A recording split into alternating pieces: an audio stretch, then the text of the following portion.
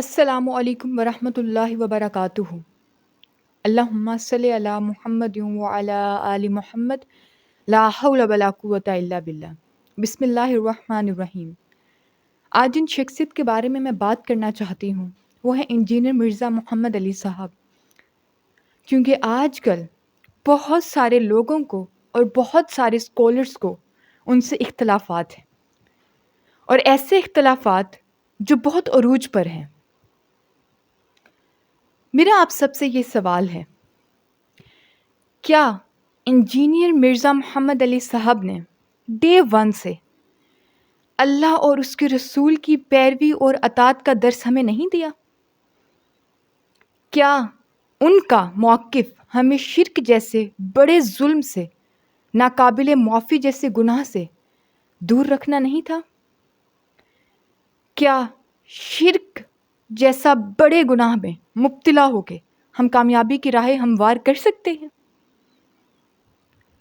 اگر آپ کو ابھی بھی اس چیز میں شبہ ہے تو میں آپ کے سامنے 2 آیات قرآن مجید رکھتی ہوں جو سورہ توبہ اور سورہ نساء میں ہے، اور اللہ اور اس کا رسول زیادہ حقدار ہیں کہ وہ انہیں راضی کرے اگر وہ مومن ہیں۔ اے ایمان والو، اللہ کی اطاعت کرو اور اس کے رسول کی اطاعت کرو۔ کیا یہی وہ تعلیم نہیں جو مرزا محمد علی صاحب ہم تک پہنچانے کی کوشش میں ہیں؟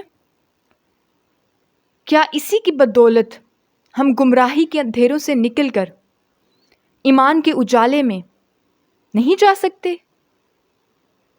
کیا آپ کو یہ 2 آیات غور و فکر کی دعوت نہیں دیتی؟ انجینئر مرزا محمد علی صاحب کا ایک ہی موقف ہے کہ شرک نہ کیا جائے، مزارات پر نہ جایا جائے، اپنی تمام تر مشکلات اور مصائب میں اللہ کے علاوہ ان کی طرف رجوع نہ کیا جائے۔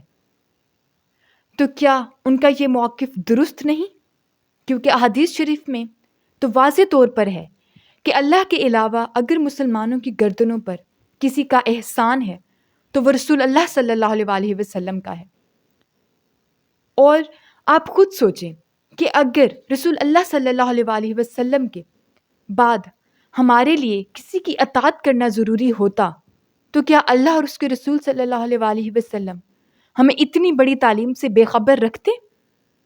کیونکہ قرآن مجید میں تو واضح طور پر بیان کیا گیا ہے سورۃ المائدہ میں، آج میں نے تمہارے لیے تمہارا دین مکمل کر دیا، تم پر اپنی نعمت پوری کر دی اور تمہارے لیے اسلام کو بطور دین پسند کیا۔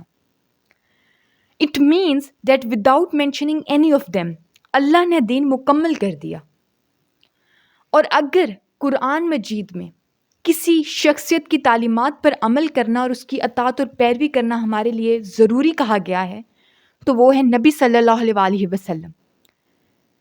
بہت سارے لوگوں کو اس چیز سے بھی اختلاف ہے کہ احادیث شریف کو انجینئر مرزا محمد علی اتنی ویلیو کیوں دیتے ہیں، کیونکہ بہت سارے اسکالرز یہ بھی کہتے ہیں کہ لوگوں کو یہ احادیث پڑھنے کا درس دیتا ہے، ایسے تو لوگ گمراہ ہو جائیں گے۔ تو میرا ان سب سے یہ سوال ہے کہ اگر احادیث شریف کی طرف رجوع کرنا غلط ہے تو قرآن مجید میں سورۃ الحشر آیت نمبر 7 میں یہ کیوں ہے؟ اور تمہیں جو کچھ رسول صلی اللہ علیہ وسلم دیں لے لو اور جس سے روک دیں رک جاؤ۔ بات یہاں ختم نہیں ہوتی۔ سورۃ النجم آیت نمبر 3-4 میں ہے، اور نہ وہ اپنی خواہش سے کوئی بات کہتے ہیں، وہ تو صرف وہی ہے جو اتار دی جاتی ہے۔ اب آپ خود سوچیں کہ احادیث شریف پر ایمان لانا تو قرآن مجید سے ثابت ہے۔ میرا ان سب کو یہ چیلنج ہے کہ قرآن مجید میں کہیں مجھے یہ ثابت کر کے دکھائیں کہ احادیث شریف کو ماننا غلط ہے معاذ اللہ۔ تو یہاں سے یہ ثابت ہو گیا کہ اللہ کے نبی صلی اللہ علیہ وسلم کی بتائی گئی تعلیمات پر عمل کرنا، یعنی کہ احادیث شریف کو ماننا اور اس کی پیروی کرنا ہمارے لیے فرض کی مانند ہے۔ اب اس کے برعکس بہت سارے جو اسکالرز اور ڈفرینٹ علماء کرام ہیں، انہیں اس چیز سے بہت بہت نفرت ہے کہ انجینئر صاحب کے پاس تو انجینئرنگ کی ڈگری ہے، تو وہ ہماری طرف کیوں آتے ہیں؟ وہ ہمارے بارے میں باتیں کیوں کرتے ہیں؟ وہ ہمارے فرقے کے بارے میں کیوں بات کرتے ہیں، یا ہمارے بزرگ کے بارے میں اس طریقے کے الفاظ کیوں کہتے ہیں؟ تو ان کے بارے میں سورۃ المائدہ آیت نمبر 54 میں ہے، اے ایمان والو، تم میں سے جو شخص اپنے ایمان سے پھر جائے تو اللہ ایسے لوگ پیدا کر دے گا جو اللہ کو محبوب ہوں گے اور اللہ انہیں محبوب ہوگا۔ وہ مسلمان کے لیے نرم اور کافروں کے مقابلے میں سخت ہوں گے۔ وہ اللہ کی راہ میں جہاد کریں گے اور کسی ملامت کرنے والے کی ملامت سے نہیں ڈریں گے۔ یہ اللہ کا فضل ہے، وہ جسے چاہتا ہے عطا کرتا ہے، اور اللہ وسعت والا اور علم والا ہے۔ تو انجینئر مرزا محمد علی صاحب کو اللہ پاک نے آپ لوگوں سے مخالفت کے لیے ہی پیدا کیا ہے، کیونکہ جب شرک پھیل جائے تو اللہ اپنے کسی بندے کو ایسی تعلیم سے نوازتا ہے کہ وہ اس شرک جیسی گندی بیماری کو اس دنیا سے ختم کرے۔ اس کے برعکس آپ نے ایک واقعہ بھی دیکھا ہوگا کہ ایک بزرگ انجینئر مرزا محمد علی کی اکیڈمی میں بروز اتوار، جیسے کہ ان کا وہاں پہ درس ہوتا ہے، ریکارڈنگ ہوتی ہے، وہاں پہ گئے اور کچھ حدیث شریف کے بارے میں وہ ان سے بات کر رہے تھے اور وہ جھگڑ رہے تھے بیسیکلی۔ تو میں ان کی تعلیم کے لیے بتاتی ہوں کہ صحیح مسلم میں ہے، روایت ہے کہ رسول اللہ صلی اللہ علیہ وسلم نے فرمایا، تم میں سے کسی شخص کو میں اس حال میں نہ پاؤں کہ وہ اپنی مسند پر ٹیک لگائے ہوئے اور اس کے پاس میرے کوئی کرنے یا نہ کرنے کا حکم پہنچے تو وہ کہیں کہ میں اسے نہیں جانتا۔ اگر یہ اللہ کی کتاب قرآن مجید میں ہوتا تو ہم اس کی پیروی کر لیتے۔ آپ غلط تھے۔ حدیث شریف کی تعلیمات پر عمل اور اس کی پیروی کرنا ہمارے لیے ضروری ہے۔ اگر ابھی بھی آپ کا دماغ اس چیز کو ماننے سے انکار کر رہا ہے کہ ہم سب جو بھی انجینئر مرزا محمد علی صاحب کو سنتا ہے اور بطور خود وہ غلط موقف رکھتے ہیں، تو سورۃ النساء میں آیت نمبر 136 میں یہ کیوں لکھا ہوا ہے کہ اے ایمان والو، ایمان رکھو اللہ پر، اس کے رسول صلی اللہ علیہ وسلم پر اور اس کی کتاب پر جو اس نے اپنے رسول اللہ صلی اللہ علیہ وسلم پر نازل کی ہے، اور ان کتابوں پر جو پہلے نازل کی گئی، اور جو کوئی ایمان نہ لائے اللہ پر، اس کے فرشتوں پر، اس کی کتابوں پر، اس کے رسولوں پر اور آخرت کے دن پر، تو وہ سیدھی راہ سے بھٹک کر دور جا پڑا۔ اس کے بعد میں آپ سے پوچھتی ہوں کہ اگر کسی بھی بزرگ کی بتائی گئی یا جو بھی پرنٹڈ بکس ہیں ان پر ایمان لانا ضروری ہوتا، یا دربار وغیرہ پر جا کر ان کو عبادت گاہ بنانا جائز ہوتا، تو سورۃ النساء میں تمام تر تعلیمات ہمارے لیے موجود ہیں۔ تو یہاں پر یہ چیز کیوں مینشن نہیں کی گئی؟ یہ چیز کیوں کہی گئی کہ کتابوں پر جو ہمارے نبیوں پر نازل ہوئیں؟ تو یہاں پر جو کتابوں کا ذکر کیا گیا، تو اس کے ساتھ یہ کیوں لکھا گیا جو پہلے نازل کی گئیں؟ اس سے مراد یہاں سے یہ چیز واضح ہوتی ہے کہ جن کتابوں پر یا جن کتابوں پر ایمان لانا ہمارے لیے بہت ضروری ہے، وہ کتابیں ہیں کہ جو اس کے بعد میں آپ سے پوچھتی ہوں کہ اگر بزرگوں کی کتابوں پر ایمان لانا ضروری ہوتا، ان کی پیروی اور اطاعت معاذ اللہ ضروری ہوتی، تو کیا سورۃ النساء کی اس آیت میں ان کی کتابوں کے بارے میں ذکر نہ ہوتا؟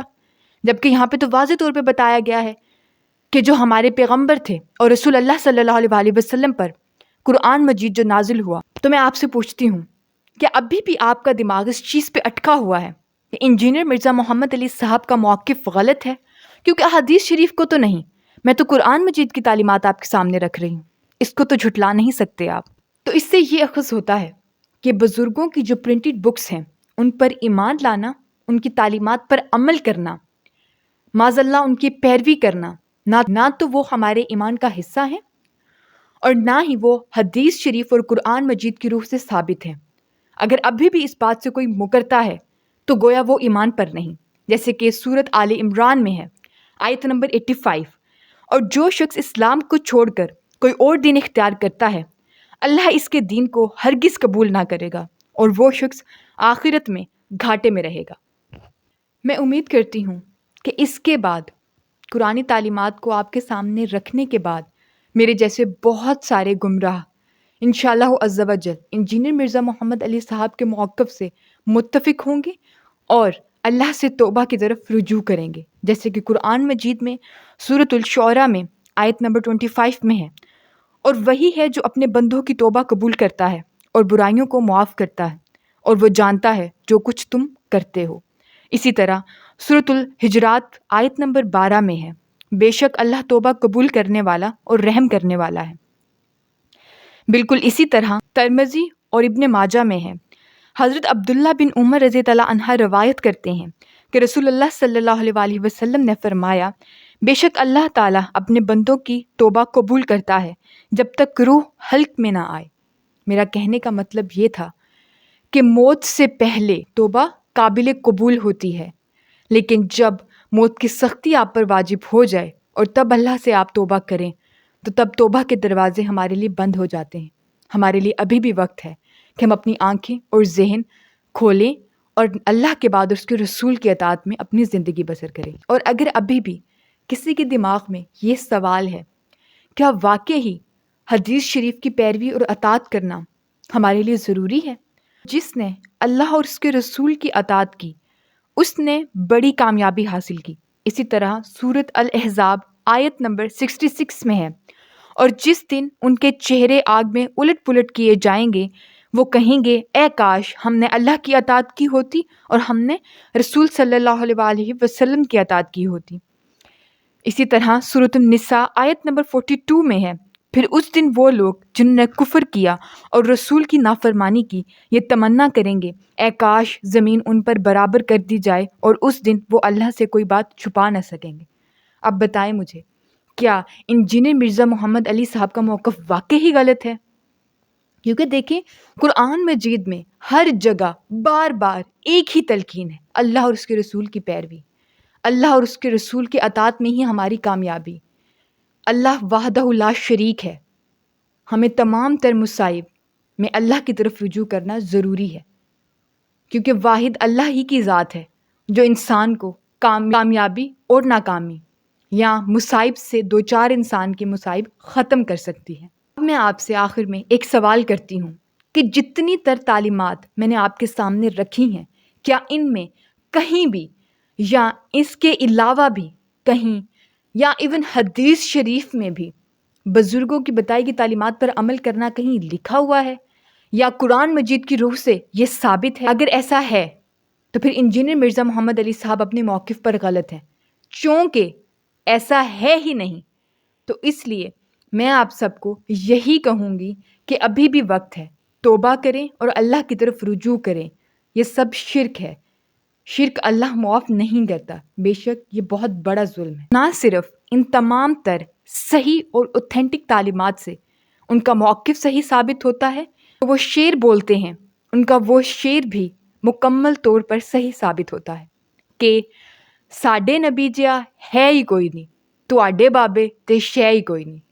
ابھی بھی وقت ہے، اے ابن آدم کر لے توبہ، بابوں کا خدا اور ہے، کتابوں کا خدا اور۔ جزاک اللہ خیر۔